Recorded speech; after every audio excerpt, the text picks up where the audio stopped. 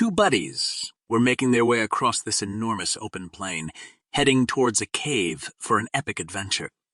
Once they reached the cave, one of them tripped over something and tumbled into a deep pit. With no rope in their gear, the guys were in a real bind.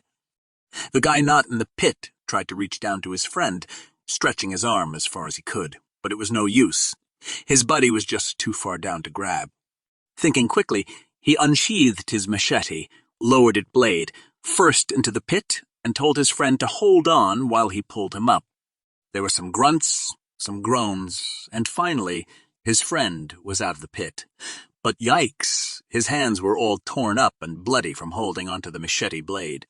Seeing the pain on his friend's face, he quickly said, "Hey, at least you're out of the pit, right? Don't be mad about your hands. I had no choice but to use the machete." As they dusted themselves off and started heading towards the cave again, his friend finally said, "Yeah, I get that you had to use the machete. But man, I thought you'd lower the handle to me, not the sharp end." Now, let's take a detour and talk about Jesus. See the difference here? Instead of handing us the sharp end, Jesus takes it upon himself, giving us the handle to hold on to. In other words, he's taking the hit so we don't have to. 1 Peter 2:24, it tells us that Jesus himself bore our sins in his body on the cross, so that we might die of sins and live for righteousness.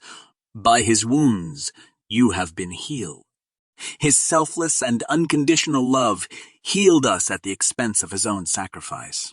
Unlike human love that has its limit, often holding back when it reaches a threshold, Jesus' divine love was in its purest form.